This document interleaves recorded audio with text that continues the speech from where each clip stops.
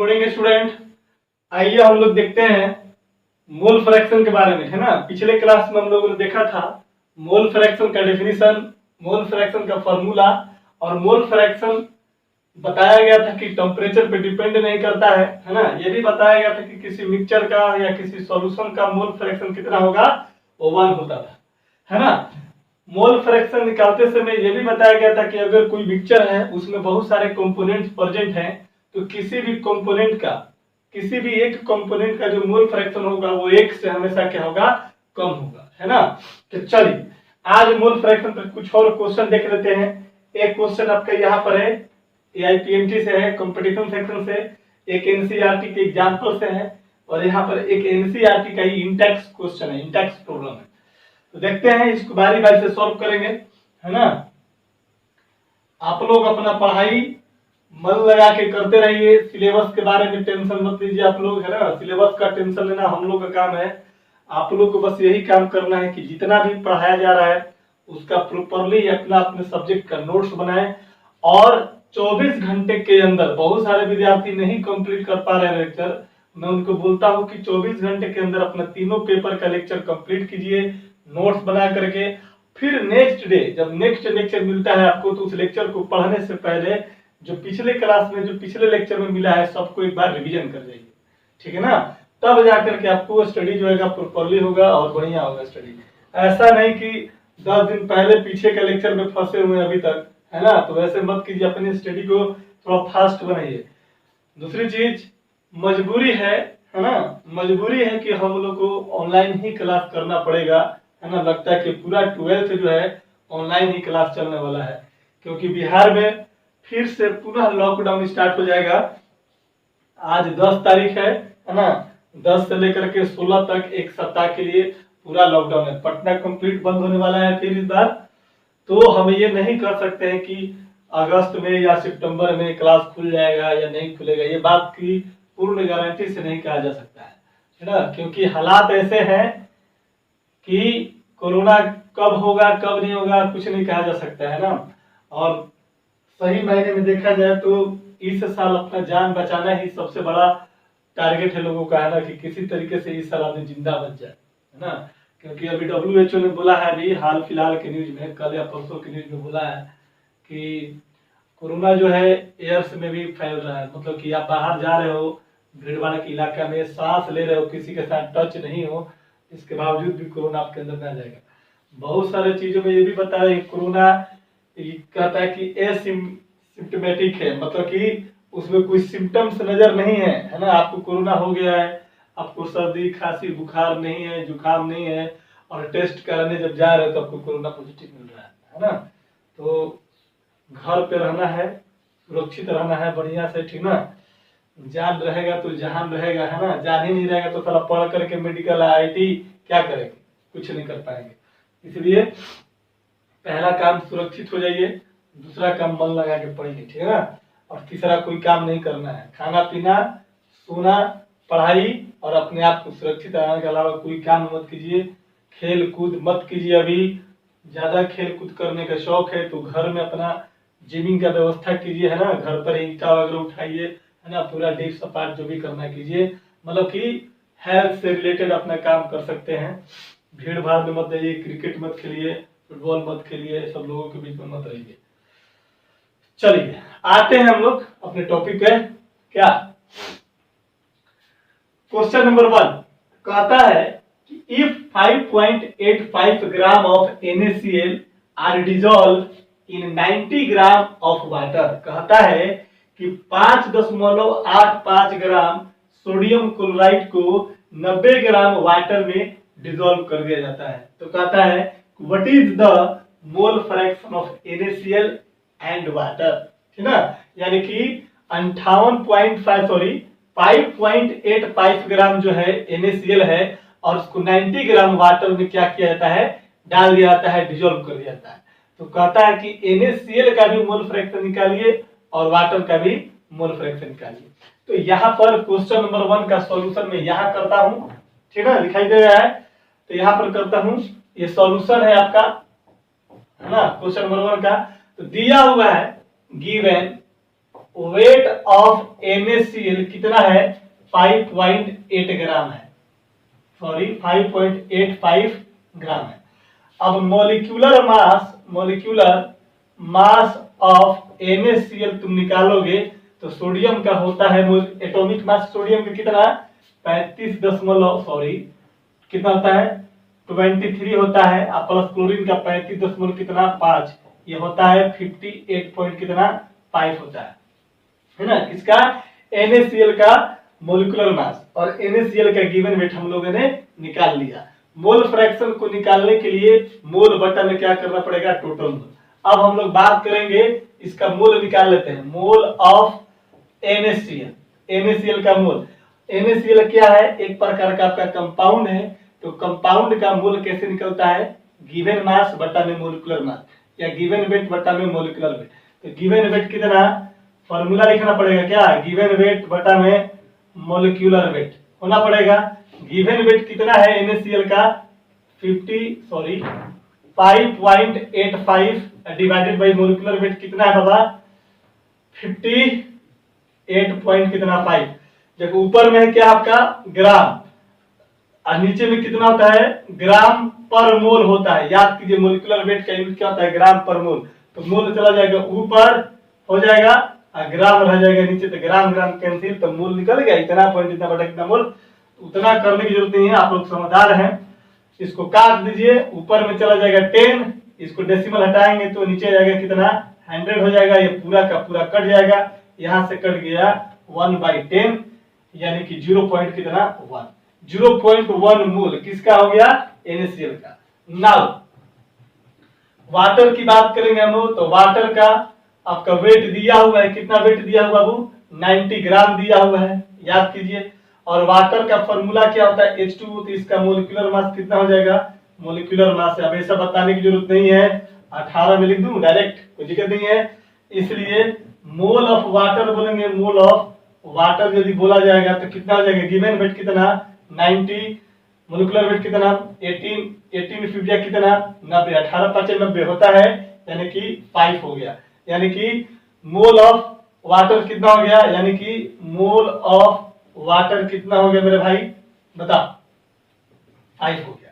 इसलिए total mole निकाल दें क्या टोटल मोल ऑफ सॉल्यूशन, तो सॉल्यूशन में क्या क्या प्रेजेंट हो गया, जब पानी में NaCl को मिलाएंगे तो NaCl प्लस वाटर दोनों मिलकर सॉल्यूशन बनेगा, तो टोटल मोल ऑफ सॉल्यूशन मतलब कितना हो जाएगा mole of NaCl plus mole of H2O हो जाएगा वाटर, और मोल ऑफ NaCl कितना बाबा 0.1 प्लस वाटर हो गया, और इसका कितना वाटर का 5, तो कितना 5 पॉइंट कितना आ जाएगा 1 हो जाएगा, कोई दिक्कत नहीं है। तो टोटल मोल सॉल्यूशन का कितना 5.1 हो गया। चलिए ये क्वेश्चन नंबर पहला का स्क्रीनशॉट पहले मार लीजिए एक बार बढ़िया से, है ना, हो गया कोई दिक्कत नहीं है। चलो अब इस क्वेश्चन को मैं मिटा देता हूं, ठीक है, ये वाला क्वेश्चन।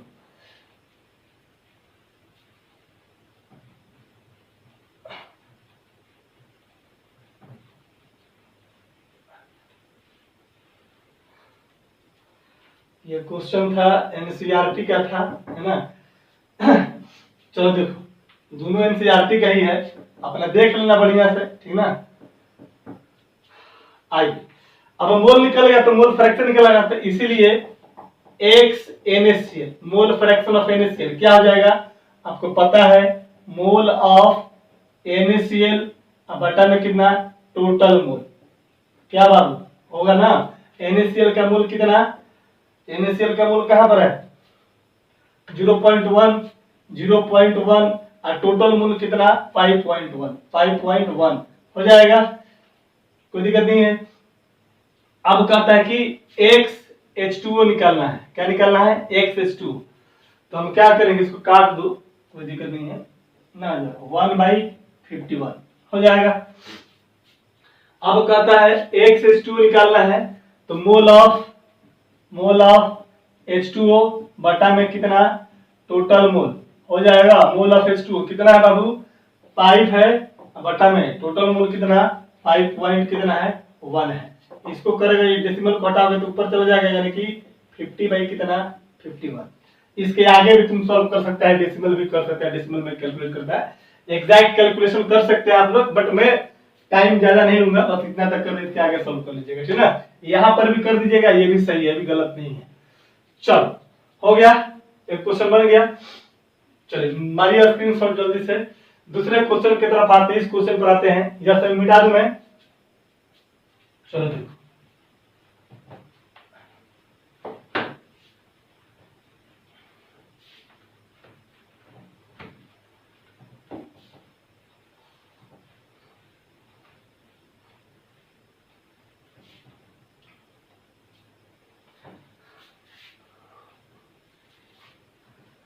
क्वेश्चन नंबर सेकंड, इस क्वेश्चन का आंसर यहाँ पर बता रहा हूं।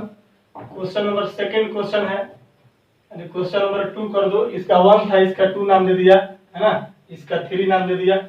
चलो देखो क्वेश्चन नंबर 2 क्या कहता है, calculate the mole fraction of ethylene glycol. Ethylene glycol का फॉर्मूला आपका दिया हुआ है, इथाइलिन ग्लाइकोल का फॉर्मूला आपका दे दिया है। तो कहता है कि मोल फ्रैक्शन इथाइलिन ग्लाइकोल को निकालना है in a solution containing 20% ethylene glycol by mass. यानी कि आपका सॉल्यूशन में मैं निकाल दूं, तो यहाँ पर सॉल्यूशन का मतलब इसका हल कर रहे हैं, ठीक है ना, इसको सॉल्व कर रहे हैं। तो यहाँ पर इथाइलिन ग्लाइकोल का फॉर्मूला C2 कितना है, C2H6O2, C2H6O2 है। इसका नाम बोलता है इथाइलिन ग्लाइकोल है ना। कितना दिया हुआ है, 20% बाई मास दिया हुआ है। इसका मतलब कितना हो गया, 20% बाई मास का मतलब 20 ग्राम इथाइलिन ग्लाइकोल प्रेजेंट है। कितना ग्राम सॉल्यूशन में, 100 ग्राम सॉल्यूशन में। आई क्वेश्चन में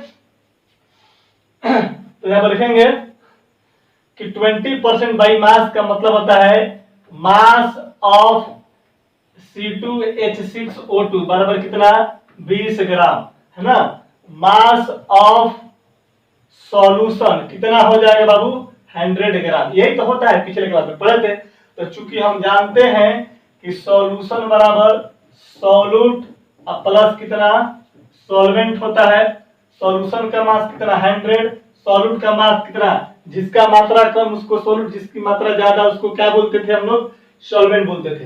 तो सॉल्यूट कितना है, 20 ग्राम है। यहाँ पर सॉल्यूट मेरा कौन सा, इथाइलिन ग्लाइकोल। कैसा काम करेगा, एक्ट एज सॉल्यूट, ठीक है ना। यहाँ पर सॉल्वेंट का कोई नाम नहीं दिया हुआ है, तो जब सॉल्वेंट का कोई नाम नहीं दिया तो उसको क्या कंसीडर करेंगे, वाटर कंसीडर करेंगे, ठीक है ना। तो यहाँ पर हो गया मास ऑफ सॉल्यूशन 100 ग्राम। तो सॉल्यूशन बराबर सॉल्यूट प्लस सॉल्वेंट जानते हैं, तो 20 प्लस सॉल्वेंट का मास नहीं पता है, तो हम लोग क्या बोल देंगे, यहाँ पर W मान लो, कुछ भी मान लो, यहाँ पर सॉल्वेंट लिख देते हैं, कोई दिक्कत नहीं है। इसलिए मास ऑफ सॉल्वेंट क्या हो जाएगा, इधर लाएंगे 20, तो 100 माइनस 20 इक्वल टू कितना, 80 ग्राम हो जाएगा। यहाँ पर सॉल्वेंट क्या है, कुछ नहीं समझ में आता, यहाँ पर वाटर लिख दो। क्या लिख दो, वाटर। मैंने बोला था ना कि अगर क्वेश्चन में स्पेसिफाई नहीं है कि सॉल्वेंट कौन सा, तो क्या कंसीडर करेंगे बाबू, वाटर कंसीडर करेंगे। तो हो गया। तो जरा देख तो, एक सॉल्यूशन है, उस सॉल्यूशन में क्या क्या प्रेजेंट है। उस सॉल्यूशन में ये निकल कर आया बाहर सामने कि यहाँ पर H2O प्रेजेंट है, यहाँ पर C2H6O2 प्रेजेंट है, एक इथाइलिन ग्लाइकोल, एक वाटर प्रेजेंट है, और दोनों आपस में मिल करके एक सॉल्यूशन तैयार करता है। इसका मास दिया हुआ है 20 ग्राम, इसका वाटर का मास निकाल लिया कितना, 80 ग्राम निकाल लिए। तो देखो 80 या 20 कितना, 100 हो गया ना। 80 प्लस 20 कितना, 100 ग्राम। पूरा सॉल्यूशन का मास कितना, मास ऑफ सॉल्यूशन 100 ग्राम हो गया। अब हम लोग को क्या निकालना है, मोल फ्रैक्शन निकालना है। किसका, सिर्फ C2H6O2 का निकालना, यानी इथाइलिन ग्लाइकोल का। तो यहां से लेकर के यहां तक मिटा सकते हैं हम, यहां से यहां तक का नहीं लिखा तो लिखो इसको।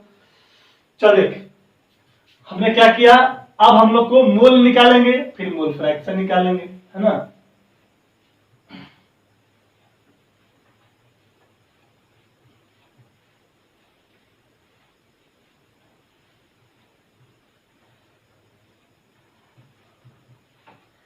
ओ माय गॉड, लगता है कि नीचे वाला भी क्वेश्चन मिट गया है।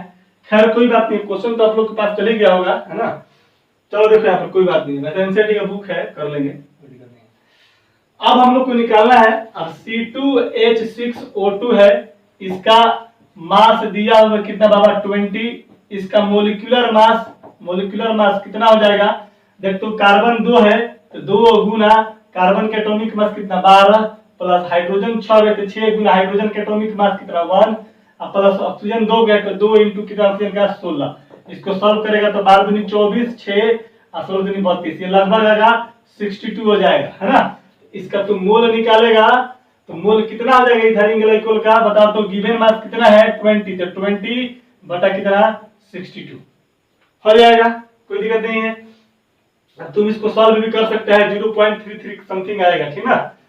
अब यहाँ पर एक दूसरा क्या है मेरा H2O है, इसका कितना दिया हुआ है मास, H2O का मास कितना 80 ग्राम निकाला था ना, कितना है 80 ग्राम और इसका H2O का मोलिकुलर मास कितना हो जाएगा मोलिकुलर मास 18 पता है, इसलिए इसका मोल निकाल लो तो मोल कितना हो जाएगा 20 बटा कितना 18 सॉरी कितना हो जाएगा 18 डिवाइडेड बाई कितना 18 हो जाएगा ना। तो ये मोल हो गया किसका इसका और ये मोल हो गया किसका इसका। अब तेरे से क्वेश्चन पूछता है कि इसका मोल फ्रैक्शन निकालो, इसलिए XC2H6O2 बराबर कितना mole of NC2H6O2 divided by NC2H6O2 plus NH2O बोल सकते हैं ना। मोल ऑफ इथाइलिन ग्लाइकोल बटा में टोटल मोल मतलब इसका मोल प्लस किसका इसका मोल।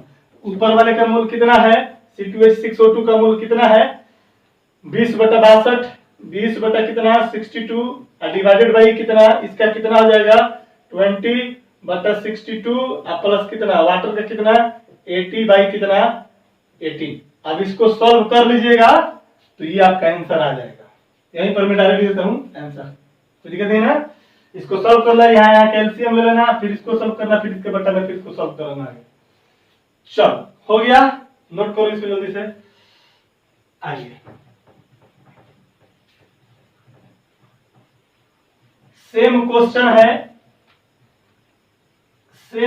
है आपके पास। तीसरा जो क्वेश्चन गया होगा पहला जब स्क्रीनशॉट किए होइएगा तो उसमें क्वेश्चन गया होगा देखिएगा लास्ट जो यहाँ पर जो क्वेश्चन था वो क्वेश्चन आपका था, मैं पढ़ कर बता देता हूं। वो क्वेश्चन था कि calculate the mole fraction of benzene in a solution containing 30% by mass in a carbon tetrachloride, है ना।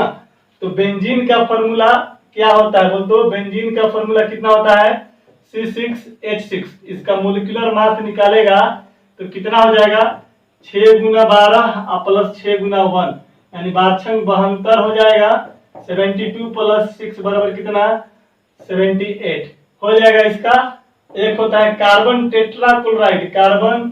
टेट्राक्लोराइड है, इसका फॉर्मूला होता है CCl4 होता है ना। अब इसका मोलिकुलर वेट कार्बन कितना 1 तो 1 गुना कार्बन के एटॉमिक मास 12 क्लोरीन कितना 4 है और इसका 35 कितना होता है 5।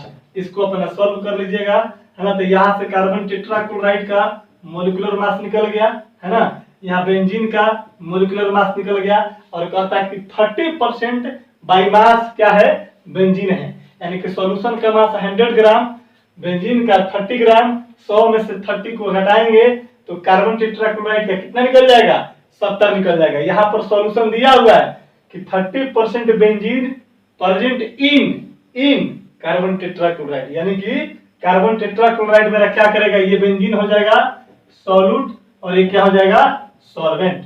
इसको ये बनाकर दिखाइएगा भेजिएगा होमवर्क करके, ठीक है ना। इस तरीके से आपका क्वेश्चन था। एक ऑब्जेक्टिव क्वेश्चन देखो तो, है ना, जल्दी कीजिए मारिए स्क्रीनशॉट फटाफट। ओहो चैप्टर भी किधर खो गया, बड़ा टेंशन हो जाता है यार।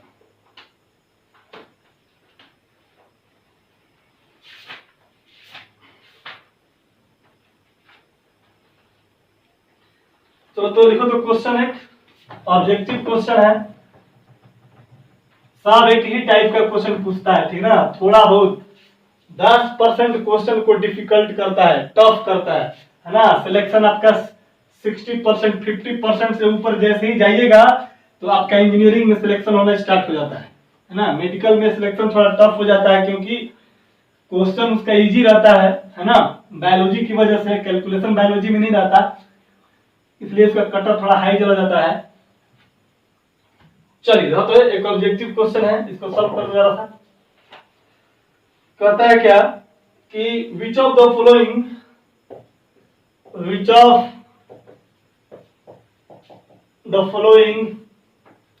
mode of expressing concentration unit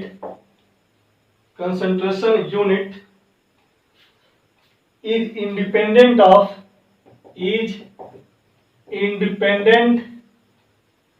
of temperature। Independent है ना, ऑप्शन ए में दिया हुआ है मोलारिटी, बी में दिया हुआ है मोलालिटी, सी में दिया हुआ है फॉर्मालिटी और डी में दिया हुआ है आपका नॉर्मलिटी। बन जाएगा। पहला ही लेक्चर में बताया है कंसंट्रेशन टर्म को वॉल्यूम रिलेटेड और मास रिलेटेड टेम्परेचर पे डिपेंड करेगा। ये भी अपना बनाइएगा HW, ये आपका MP PMT का क्वेश्चन है ना। नेक्स्ट क्वेश्चन देख लो।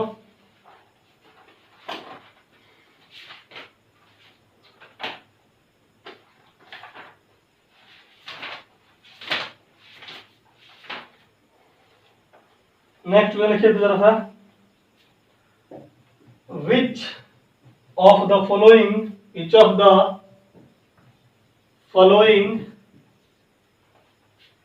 is dependent on temperature। dependent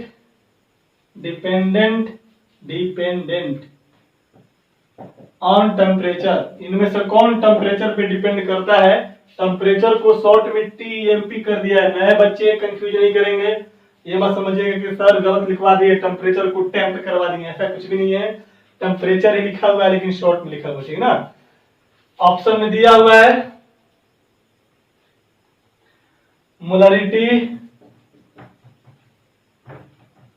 molarity, B में दिया हुआ है मोल फ्रैक्शन, सी में दिया हुआ है आपका वेट परसेंटेज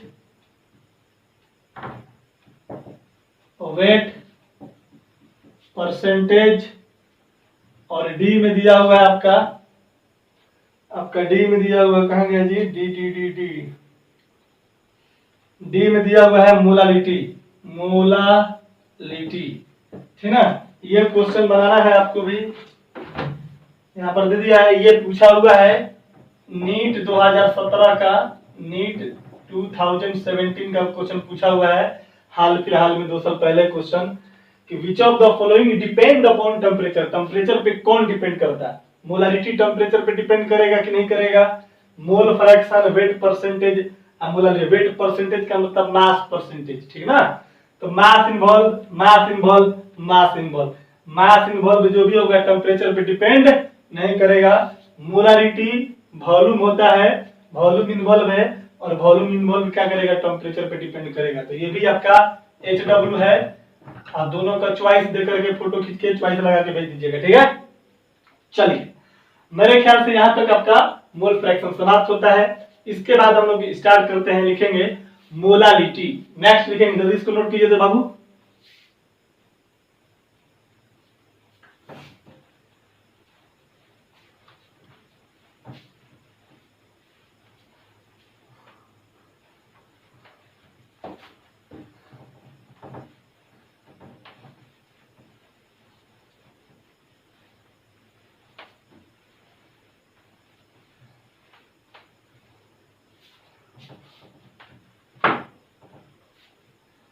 लिखेंगे नेक्स्ट कंसंट्रेशन, हमारा नया अगला कंसंट्रेशन है, लिखेंगे मोलालिटी,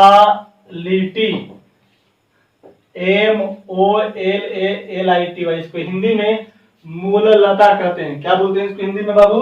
मूललता कहते हैं, है ना। इसको स्मॉल m से डिनोट किया जाता है, याद रखिएगा। कैपिटल M से मोलारिटी को, जबकि स्मॉल m से मोलालिटी को, है ना। क्या होता है मोलालिटी, इसके बारे में समझिए। कहता है क्या कि यहाँ पर कोई आपका सॉल्वेंट रखा हुआ है, कितना है, ये कोई आपका सॉल्वेंट रखा हुआ है ना। और सॉल्वेंट का अमाउंट किस में होना चाहिए बाबू, केजी में होना चाहिए, कितने में, केजी में। और यहाँ पर क्या है, कोई सॉल्यूट पार्टिकल है, क्या है, कोई सॉल्यूट पार्टिकल है। तो कहता है क्या कि number of mole of solute present in 1 kg of solvent, याद रखिएगा 1 kg of solvent, 1 kg solution नहीं, 1 लीटर सॉल्यूशन नहीं, क्या बोलेंगे, सॉल्वेंट बोलेंगे। कितना केजी, 1 केजी। 1 केजी सॉल्वेंट में कोई भी सॉल्यूट का कितना मोल प्रेजेंट है उसी को क्या बोलते हैं बाबू, मोलारिटी बोलते हैं।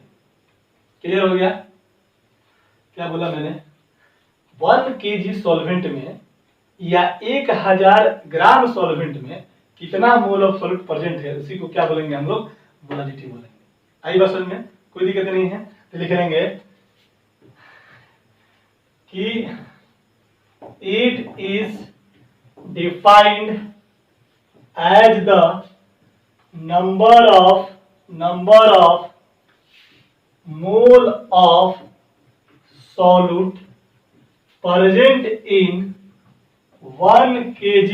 अब बगल में लिख लीजिएगा 1 kg बराबर कितना ग्राम, 1000 ग्राम। एक क्वेश्चन पूछा हुआ है कंबाइंड प्री मेडिकल टेस्ट में कि numbers of mole of solute present in 1000 gram is called क्या। लड़का सोचता है कि 1 kg होता है तो 1 kg को कन्वर्ट कीजिएगा तो कितना, 1000 ग्राम, ठीक ना।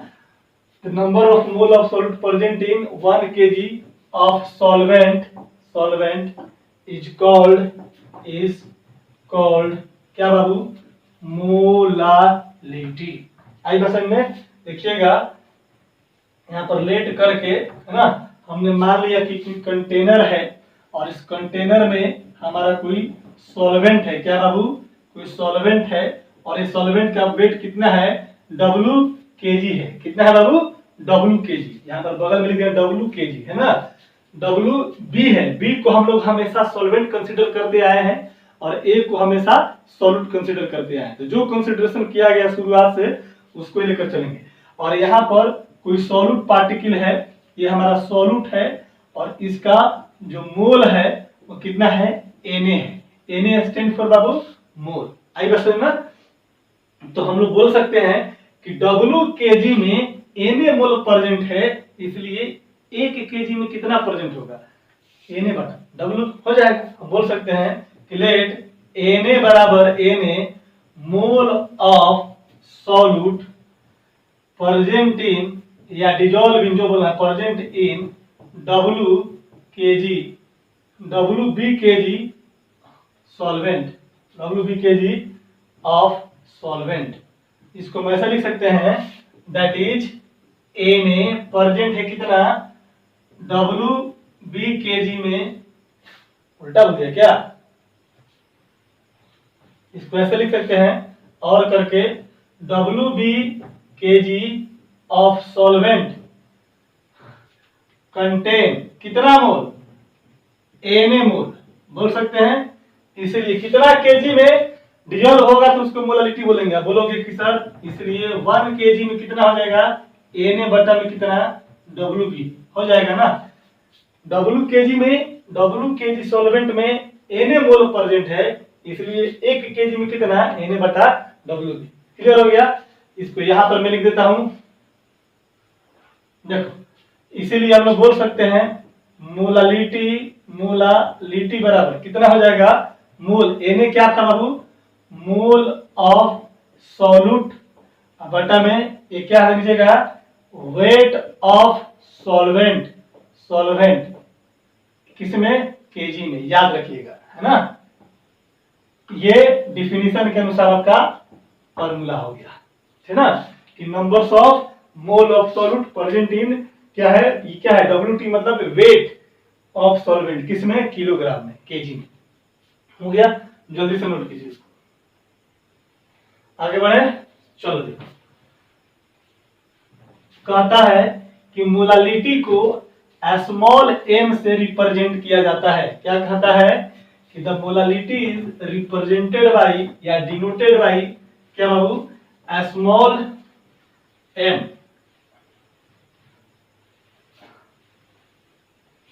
लिखेंगे the molality is represented by small m, है ना, स्मॉल एम लेटर पे रिप्रेजेंट किया जाता है इसको। हो गया। अब आओ जरा सा हम डिस्कस करते हैं मोलालिटी के फॉर्मूला पर। लिखेंगे डिस्कशन ऑन मोलालिटी, है ना। मोलालिटी पे हम लोग डिस्कस करते हैं थोड़ा सा। पहला पॉइंट लिखना है इसमें कि यूनिट ऑफ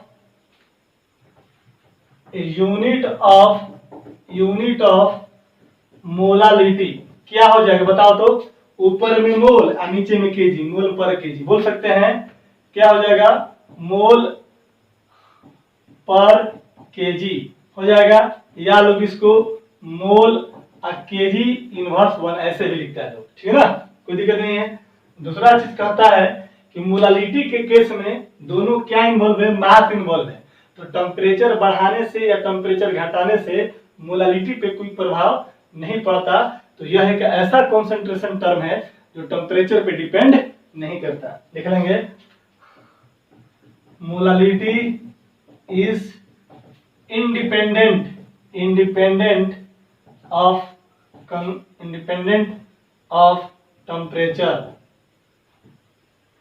टेम्परेचर। ठीक है। तीसरा चीज लिखना कि हम जानते हैं कि मोलालिटी बराबर होता है मोल ऑफ सॉल्यूट बटा में कितना, वेट ऑफ सॉल्वेंट इन किस में बाबू, केजी में होता है। अब जस्ट फॉर्मूला देखा, मोलालिटी को हमने स्मॉल एम से रिप्रेजेंट किया, अब मोल को हमने क्या लिया, Na। हम ए क्यों लिखा बाबू, ए को हमने सॉल्यूट माना है शुरू से ही, और वेट ऑफ सॉल्वेंट किस में, यानी कि WB किस में रहेगा, केजी में रहेगा। कोई दिक्कत नहीं है। यहां से इसी में बात लिखेंगे, इसी फॉर्मूला को आगे बढ़ाएंगे कि if the weight of solute is WA, क्या माना, सॉल्यूट का वेट कितना माना हमने, WA। Molecular weight of solute कितना माना, MA, एम कैपिटल एम और ए मतलब कि मोलिकुलर वेट ऑफ सॉल्यूट, ठीक ना। यहाँ पर लिख दिया MOL.WT, molecular weight of solute कितना, MA हो गया, कोई दिक्कत नहीं है। WB जो है यहाँ पर वेट ऑफ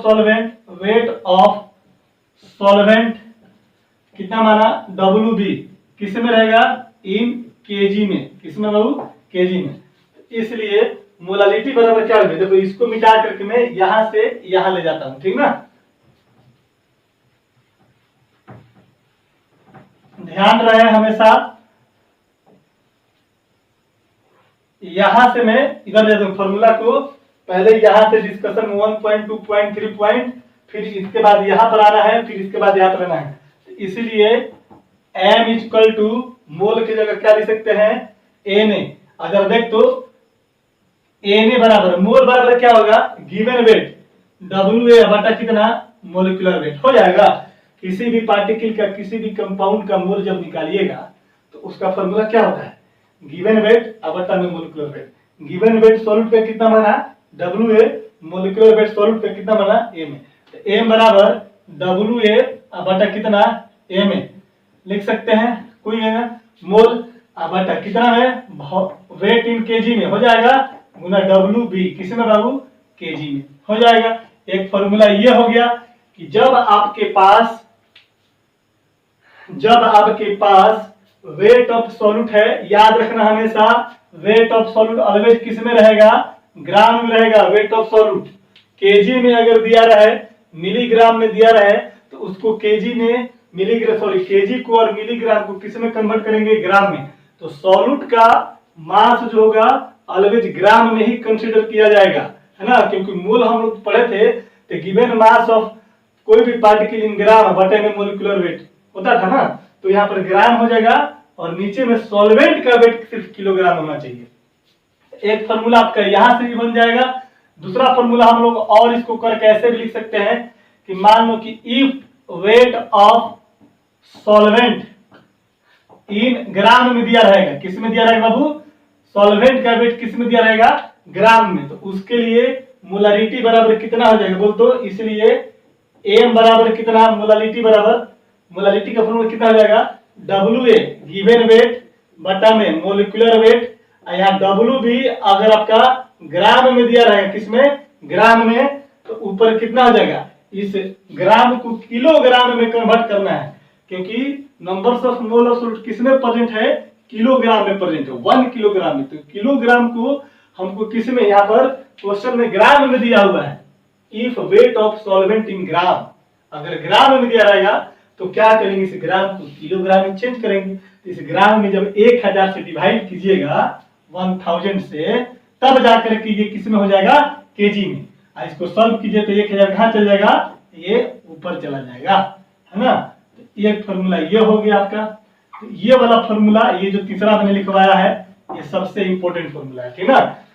तो पहला चीज डिफिनीशन देखा, दूसरा चीज देखा यूनिट देखा, तीसरा चीज देखा कि टेम्परेचर से इंडिपेंडेंट होता है, तीसरा चीज उसका फॉर्मूला का डिस्कशन किया कि मोलारिटी का डिफिनीशन से formula numbers of mole of solute बटा weight of solvent in kg. इसको रिप्रेजेंट करते हैं स्मॉल एन से, मोल को माना एन ए, डब्ल्यू भी माना वेट ऑफ सॉल्वेंट को, है ना। फिर हमने if the weight of solute particle, अगर डब्ल्यू ए है, मान लो कि क्वेश्चन में डायरेक्ट तुमको सॉल्यूट का मोल नहीं दिया रहेगा, तो जब सॉल्यूट का मोल डायरेक्ट नहीं दिया रहेगा तो वैसे हालात में हम लोग क्या करेंगे? मोल निकालेंगे, गिवन वेट बटा मोलिकुलर वेट। मान लिया हमने कि डब्ल्यू ये क्या है? गिवन वेट है, किसमें? ग्राम में, ग्राम में, ग्राम में, याद रखिएगा हमेशा लिख दिया फॉर्मूला में, ठीक ना।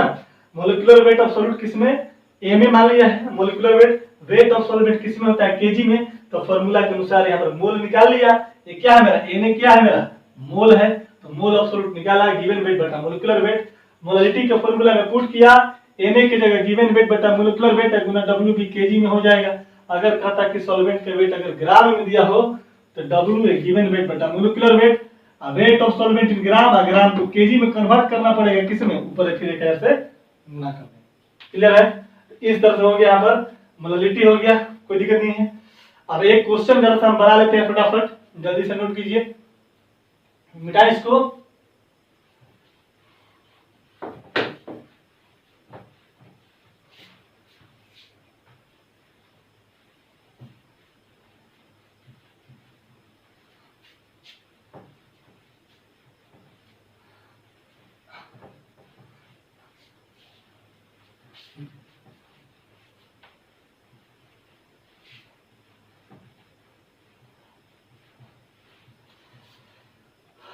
अभी रात्रि के 12:45 बज गया है, ठीक ना।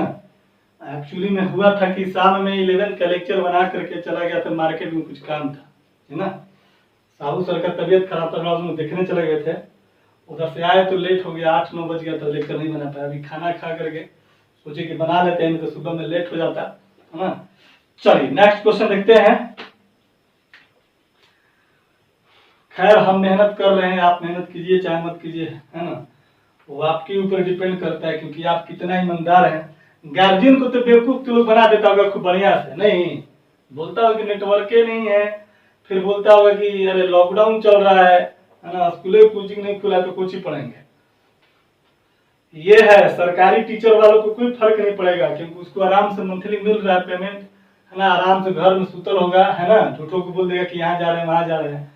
सरकार महीना दिन पेमेंट आ जा रहा है, आराम से खा पी के मस्त अपने बीवी और बाल बच्चों के साथ। यहाँ पर तो सारा खुद से बनाना पड़ता है, खाना पड़ता है, पैसा भी नहीं मिलता है, फिर भी आदमी को काम करना पड़ता है। इसलिए भाई मेरे पढ़ लिख के सरकारी नौकरी ले, ठीक है ना, प्राइवेट के चक्कर में मत रहो तुम लोग। चल देख इधर क्वेश्चन देख, कहाँ गया question.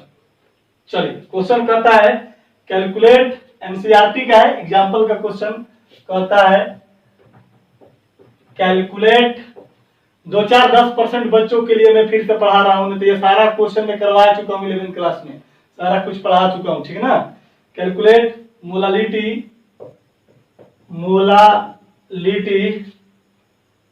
Of 2.5 gram of ethanoic acid ethanoic acid का फॉर्मूला क्या होता है, CH3COOH, है ना, एनसीईआरटी में भी दे दिया है बगल में। इन 75 ग्राम ऑफ बेंजीन आई बात समझ में निकल जाएगा।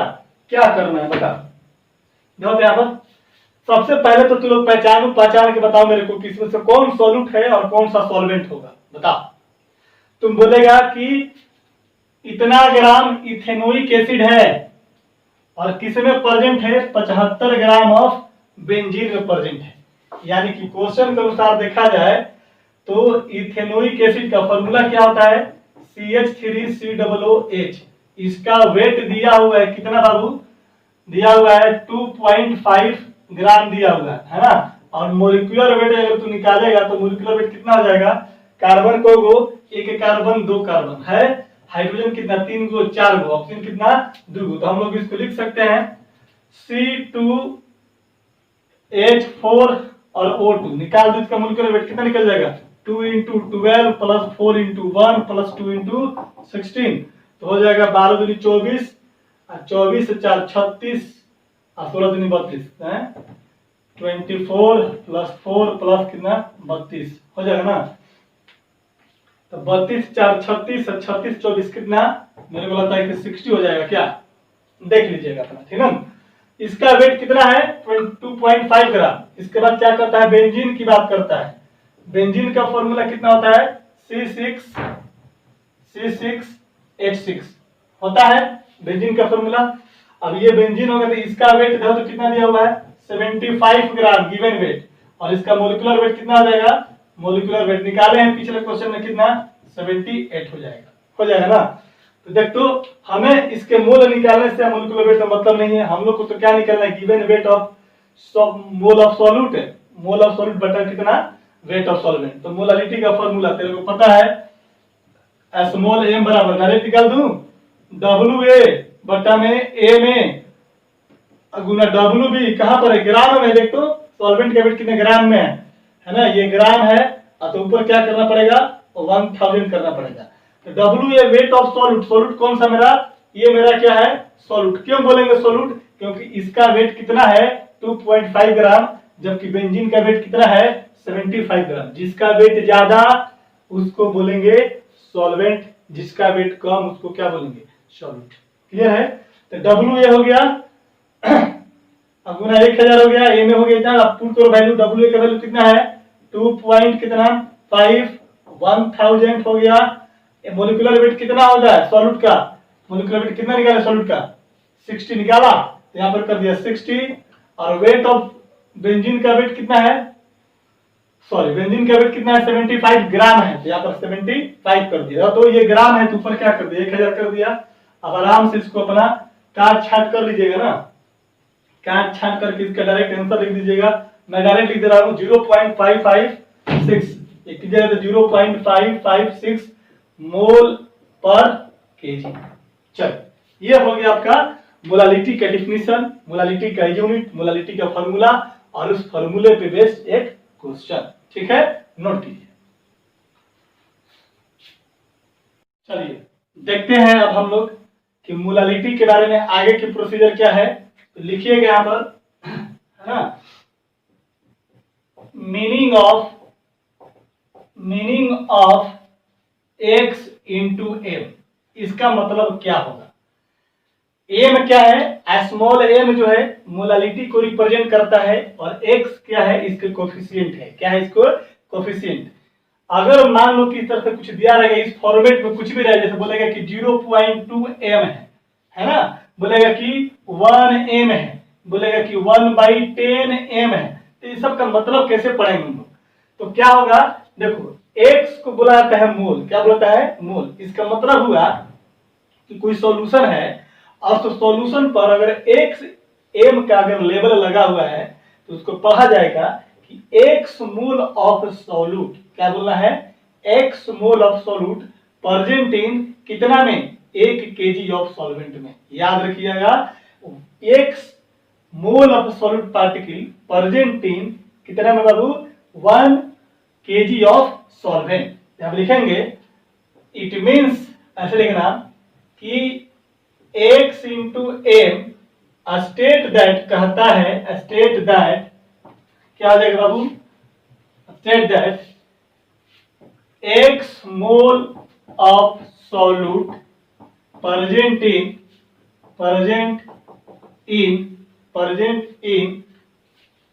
1 kg ऑफ क्या, सॉल्वेंट, या बगल में कितना 1000 ग्राम ऑफ सॉल्वेंट। आई बात समझ में? इस चीज को हमेशा समझना है, ये लैंग्वेज में काम करेगा, इंपॉर्टेंट टाइप का है, लैंग्वेज को आसान करेगा, है ना।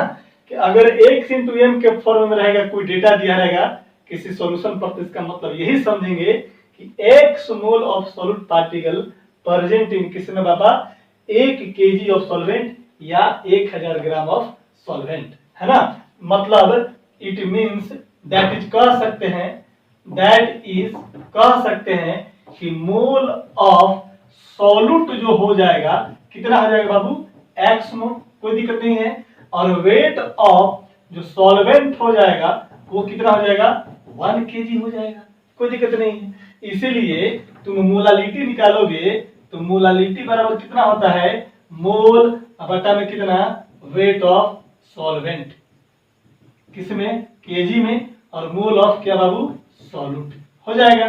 तो मोल ऑफ सॉल्यूट कितना है, x मोल है, तो x, अब वेट ऑफ सॉल्वेंट कितना, 1 kg, तो x अपॉन कितना, 1, दैट इज कितना, x। हम कह सकते हैं कि m इक्वल टू कितना हो गया, x हो गया। यानी कि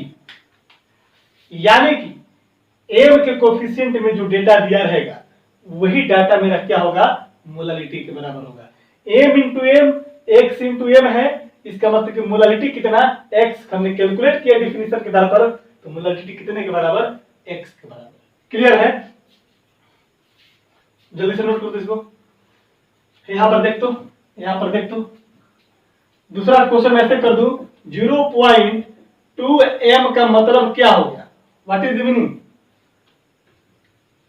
ऐसे क्वेश्चन लिख लो, what do you mean by 0.2 m HNO3 solution, क्या होगा 0.2 m HNO3 सॉल्यूशन का मतलब क्या होगा, तुम क्या बोलोगे कि 0.2 मोल ऑफ HNO3, मैंने बोला था HNO3 सॉल्यूशन मतलब HNO3 क्या करेगा, सॉल्यूट की तरह काम करेगा, तो 0.2 mole of HNO3 present in 1 kg of क्या बाबा, सॉल्वेंट। मोलालिटी के केस में सॉल्वेंट समझना है, यानी कि हम बोल सकते हैं कि मोल ऑफ HNO3 कितने के बराबर, 0.2 के बराबर हो जाएगा, और वेट ऑफ सॉल्वेंट कितना हो जाएगा, बोलो 1 kg हो जाएगा। और मैं बोल दूं यहीं पर कि मोलालिटी कितना हो जाएगा, मोलालिटी इसका कोफिशिएंट कितना, 0.2, तो मोलालिटी में कितना, इतना बटा 1, तो 0. कितना, कोई दिक्कत नहीं है, हो गया। जल्दी से नोट कीजिए, आई बस में कुछ भी बोलेगा तो इसका मतलब समझ आ जाएगा। मैं बोलूंगा कि 0.1 m H2SO स्मॉल m है, H2SO4 है, तो मैं बोलूंगा कि H2SO4 का मोलालिटी कितना, 0.1, जो m का कोफिशिएंट होगा वही मेरा क्या हो जाएगा, मोलालिटी, मोलालिटी हो जाएगा, ठीक ना। कैसे, ये मोल डिवाइडेड बाई कितना, 1 से, तो किसी भी चीज में अगर 1 से डिवाइड करोगे तो उतना ही क्वांटिटी आएगा, है ना। चलो ये चीज तो समझ में आ गया। आइए बढ़े आगे, एक क्वेश्चन बना लीजिए तो जल्दी से मिटाते हैं इसको, क्वेश्चन बनाओ तो। हर छोटा छोटा प्रॉब्लम जो है छोटे छोटे चीजों से ही बनता है, बहुत छोटी छोटी चीजें बहुत बड़े बड़े चीजों को क्लियर कर देती है, ठीक ना। कोई भी बढ़िया कंपटीशन है तो समझिए कि बेसिक ही उसका रहता है, मेन बेसिक है, बेसिक से ही क्वेश्चन पूछता है। बेसिक का क्वेश्चन का मतलब ये लॉलीपॉप नहीं पूछेगा, बेसिक का मतलब होता है कि बेसिक को जोड़ते हुए हायर लेवल पे जाएगा। कोई भी बच्चा हो, एनडीए हो, डिफेंस, एयरफोर्स, नेवी हो, कुछ भी हो, +2 स्तर के जितने भी एग्जाम्स होंगे आपके +2 लेवल के, उस +2 लेवल में जो भी साइंस से रिलेटेड क्वेश्चन होगा, केमिस्ट्री से, वो आपको सारा कुछ पढ़ा दिया जा रहा है, ठीक है, चाहे मैथ हो, फिजिक्स हो, चाहे केमिस्ट्री हो। देखो जरा सा क्वेश्चन है, थोड़ा सा कंसेप्ट है, लिखिए। क्वेश्चन है what is the mole fraction of, what is the mole fraction of water, mole fraction of water in 2.5 mol aqueous solution of a compound, aqueous solution of a compound, 5m aqueous solution of compound, को solution of a compound है, कोई compound है ना, और उसका कैसा compound का solution है, एक्वस सॉल्यूशन है। तो कहता है क्या कि एक्वस सॉल्यूशन कहता है कि what is the mole fraction of water, याद रहे mole fraction of water in कितना 2.5 m एक्वस सॉल्यूशन ऑफ कोई कंपाउंड है, निकल जाएगा, कोई दिक्कत नहीं है। कोई कंपाउंड है जिसके द्वारा एक्वस सॉल्यूशन तैयार किया गया है, यानी कि एक्वस सॉल्यूशन में तो कंफर्म हो गया कि वाटर मेरा सॉल्वेंट हो जाएगा, और वाटर जब सॉल्वेंट हो जाएगा तो उसमें कोई कंपाउंड को मिला करके सॉल्यूशन तैयार किया गया है ना। और कहता है कि उस सॉल्यूशन का यहाँ पर मोलालिटी यहाँ पर दिया हुआ है, कितना 2.5 m करके दिया हुआ है, तो हम बोल सकते हैं कि 2.5 m ऑफ एक्वस सॉल्यूशन की अगर हम बात करें तो खूब आसानी से आप बोल सकते होंगे कि सर जो सॉल्यूट का जो मोल होगा वो कितना होगा 2.5 मोल। आराम से समझना है, मैंने बोला था कि 2.5 मोल ऑफ सॉल्यूट पार्टिकल प्रेजेंट इन किसमें 1 kg of solvent, that is called molality. Solute कितना, सॉल्यूट का मोल कितना हो जाएगा 2.5 हो जाएगा। सॉल्वेंट तेरा क्या है बाबू, सॉल्वेंट तेरा क्या है वाटर, और वाटर है सॉल्वेंट, तो कितना सॉल्वेंट का कितना वेट होना चाहिए 1 kg, यानी कि 1 kg बराबर कितना 1000 ग्राम हो जाएगा, कोई दिक्कत नहीं है। जरा देख तो सॉल्यूट का तेरे को मोल पता है और तेरे सॉल्वेंट का भी तेरे को ग्राम पता है, कोई दिक्कत नहीं है। तुम इसका सॉल्यूट का मोल निकल जाएगा, सॉल्वेंट तेरा वाटर है तो इसका मोल तू निकाल सकता है। वाटर का गिवन वेट तेरे को पता चल गया, वाटर का मॉलिक्यूलर वेट तेरे को आता है, कितना होता है वाटर का मॉलिक्यूलर वेट 18, तो सॉल्यूट का मोल तेरे को पता है, सॉल्वेंट का मोल तू निकाल ही लेगा, टोटल मोल जोड़ देगा, तो जिसका पूछेगा मोल फ्रैक्शन उसका मोल बटा में टोटल मोल आ गया, मोल फ्रैक्शन नहीं आ गया क्या, यहाँ पर क्या आ रहेगा मोल ऑफ H2O कितना हो जाएगा बोलते बाबू, गिवन वेट बटा कितना मोलिक्यूलर वेट, और गिवन वेट कितना है 1000 ग्राम, 1000 ग्राम। अब तुम बोलेगा कि सर यहाँ पर 1 kg क्वेश्चन में दिया हुआ है, इसका मतलब 1 kg, आप ग्राम क्यों लिखे, क्योंकि मोल निकालने के लिए जो गिवन डाटा होता है ऊपर वाला ग्राम और नीचे वाला किसी भी चीज में रहेगा तो उसको हम लोग किस में कर लेंगे, चेंज कर लेंगे ग्राम में, है ना। तो यहाँ पर किया ग्राम, वाटर का मोलिक्यूलर वेट कितना 18 ग्राम पर मोल होता है, तो ग्राम से ग्राम कट गया बराबर कितना 1000 बटा कितना 18 हो जाएगा। इसको करोगे तो लगभग 55.55 आ जाएगा। जरा देख तो इसको 18 55 90 55 पॉइंट समथिंग समथिंग आएगा, आप देख लीजिएगा, कैलकुलेशन हो सकता है गलत भी हो, है ना, अपने से सॉल्व कर लीजिएगा। तो यहाँ पर मोल ऑफ H2O निकल गया और मोल ऑफ सॉल्यूट पार्टिकल पता है, और मोल ऑफ सॉल्यूट तेरे को पता है कितना है 2.5 मोल है, इसलिए टोटल मोल कितना हो जाएगा बोल दो, टोटल मोल कितना हो जाएगा 2.5 प्लस 55 पॉइंट कितना 55 हो जाएगा। इसको सॉल्व करेगा कितना जवाब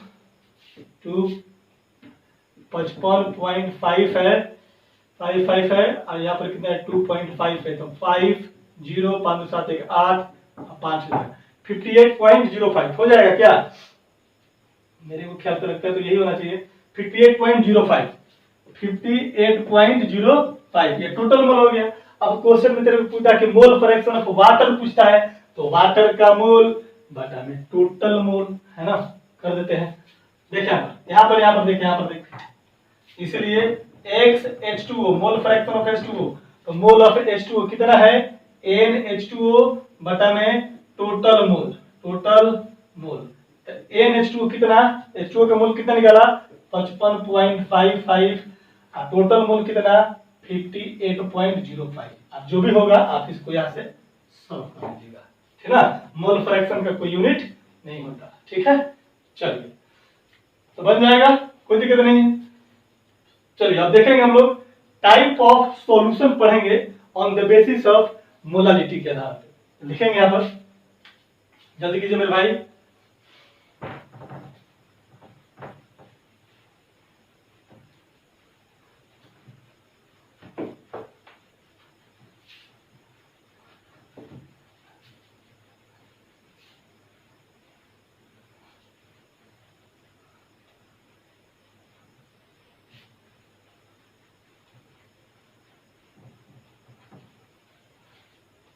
लिखेंगे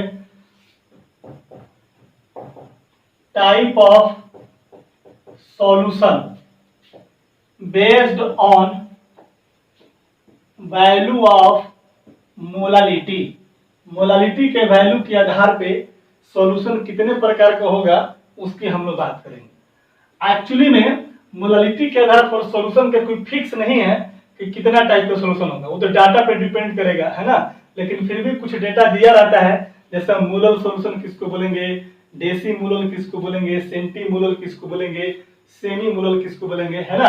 तो लिखिएगा यहाँ पर सॉल्यूशन में कर देता हूं, ये सब पूछता नहीं है डिफिनीशन में, बस टेक्निकली जानना है।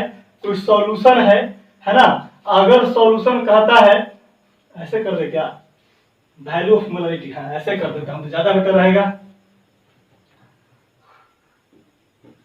Value of molality of solution, है ना। किसी भी सॉल्यूशन का मोलालिटी वैल्यू का, है ना, कहता है पहला कि अगर m का वैल्यू कितना हो जाए, 1 हो जाए। कितना, कोई सॉल्यूशन है, कोई भी गिवन सॉल्यूशन, और उसके मोलालिटी का वैल्यू यदि 1 हो जाए तो कहता है कि solution is called molal solution. Molal solution क्या बोलेंगे बाबू उसको हम लोग, मोलल सॉल्यूशन बोलेंगे।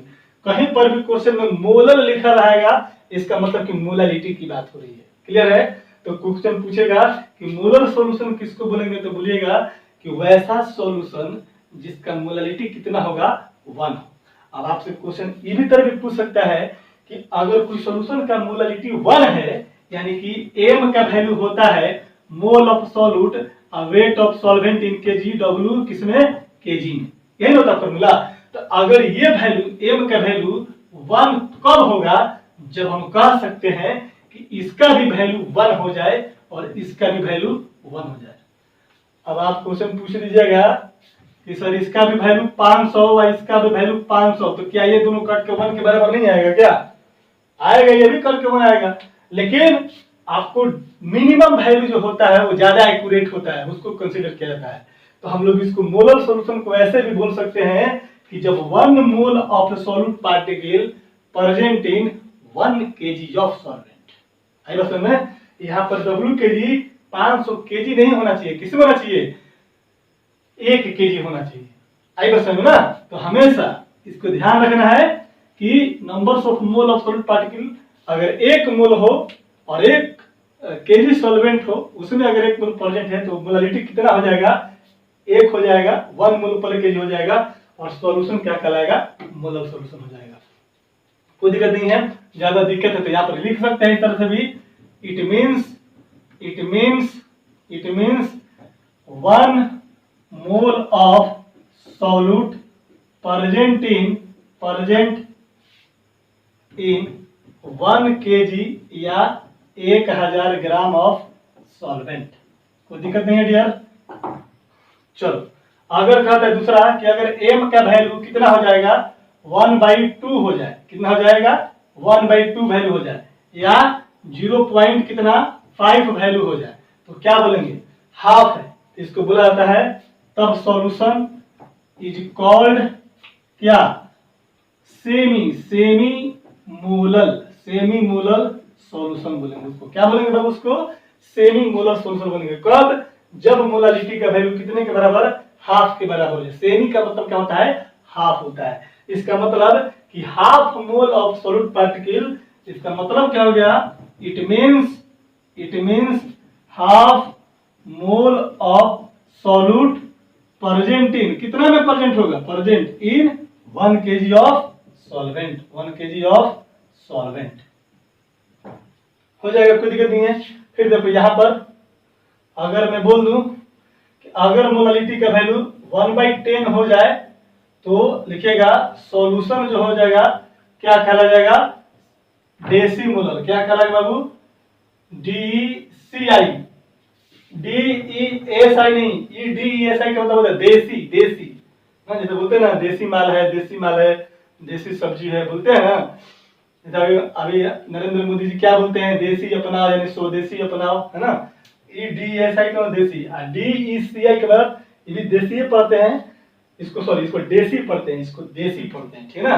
ये देसी हो गया, और देसी का मतलब क्या होता है कि 1 m बराबर 1/10, तो सॉल्यूशन इज कॉल्ड देसी मोलर सॉल्यूशन। इसका मतलब क्या हो जाएगा, मोलरिटी 1/10, और बोलेंगे कि 1/10 मोल of solute present in 1 kg of solvent. Clear. चलो एक और पढ़ लो यहीं पर, अगर m का वैल्यू कितना हो जाएगा, 1/100 हो जाएगा, तो इसको हम लोग बोलेंगे क्या, solution is called centimolal, molal solution. आई बात समझ में, कोई दिक्कत नहीं है। तो ये था मोलल सॉल्यूशन क्या होता है, सेमी मोलल क्या होता है, डेसी मोलल क्या होता है, और क्या होता है सेंटीमोलल सॉल्यूशन क्या होता है। अब क्वेश्चन में आपको ये डाटा ना दे करके आपसे बोल देगा कि सेमी मोलल सॉल्यूशन है ना, तो बोलेगा कि उसका कितना ग्राम ऑफ सॉल्यूट प्रेजेंट होगा, ठीक है ना। तो सेमी मोलल मतलब मोलरिटी कितना, 1/2, है ना। नोट कीजिए जल्दी से इसको। चलो क्वेश्चन बनाते हैं, देखते हैं कैसे बनता है।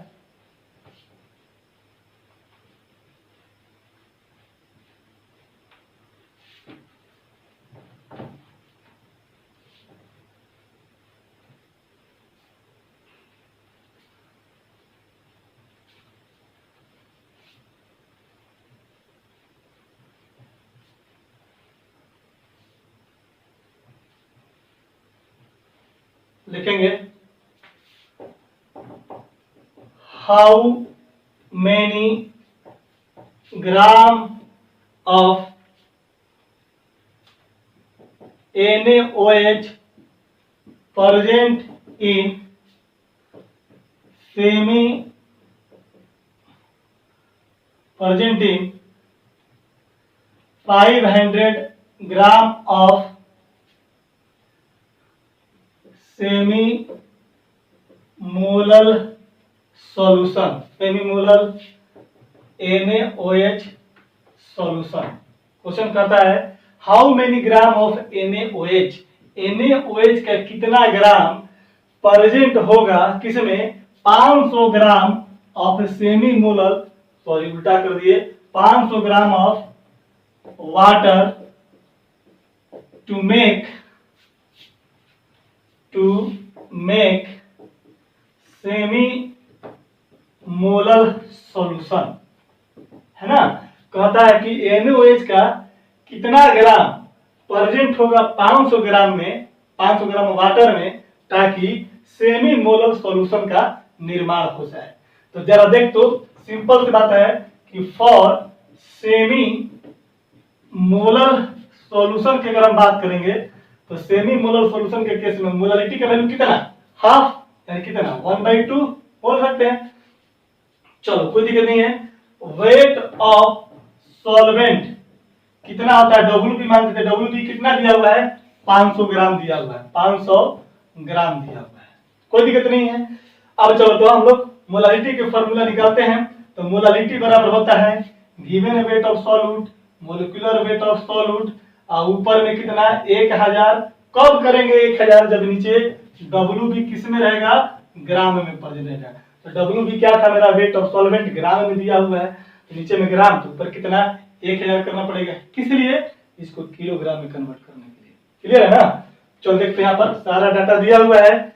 m इक्वल टू कितना हो जाएगा, m करना सेमी मोलल है, तो यहाँ पर m बराबर कितना लिख सकते हैं, देख तो 1/2 m के बदले में W या हमको निकालना है, तो ये WA, अब molecular weight of solute, NaOH मेरा सॉल्यूट है, NaOH सॉल्यूशन बनाता है, तो NaOH सॉल्यूट का मोलिकुलर वेट कितना है, इसका निकालोगे मोलिकुलर वेट 23 प्लस 16 प्लस 1 बराबर कितना 40 हो जाएगा, निकाल लेना है ना। ये हो गया 40, ऊपर में 1000 और नीचे में कितना बाबा 500 ग्राम दिया हुआ WB। इसको काट दो, ये कट जाएगा 2 बार में, ये कट जाएगा तेरे को 20 बार में, ये कट जाएगा तेरे को कितना बार में 10 बार में, 2 दहिया 20। तो इधर बच गया तेरा कितना 1, इधर बच गया ऊपर में WA और नीचे में कितना बच गया 10। इसीलिए WA बराबर कितना, तिरछा तिरछी क्या करेंगे गुना करेंगे, तो 1 × 10 इक्वल टू कितना 10 ग्राम। तो देखो यहाँ पर क्वेश्चन में मोलारिटी का वैल्यू नहीं दिया गया, सेमी मोलर लिख दिया। इसका मतलब क्या है कि सेमी मोलर है, इसका मतलब कि मोलारिटी कितना हाफ हो जाएगा। चलिए तो यहाँ पर हो गया आपका मोलारिटी कंप्लीट, ठीक है ना। अब हम लोग क्या करेंगे कि इस पर मोलारिटी और मोल फ्रैक्शन से रिलेटेड है ना, कुछ हम 5 से 7 क्वेश्चन हम फोटो खींच करके भेज देंगे अभी आपको आपके आईडी पे इस वीडियो के साथ साथ, है ना। तो इसको पूरा पढ़ना भी है और 5-7 क्वेश्चन जो है आपको होमवर्क करके हमको रातों रात यानी कि 12 बजे रात तक सेंड कर देना है, ठीक है, कल ही, यानी कल का मतलब आज।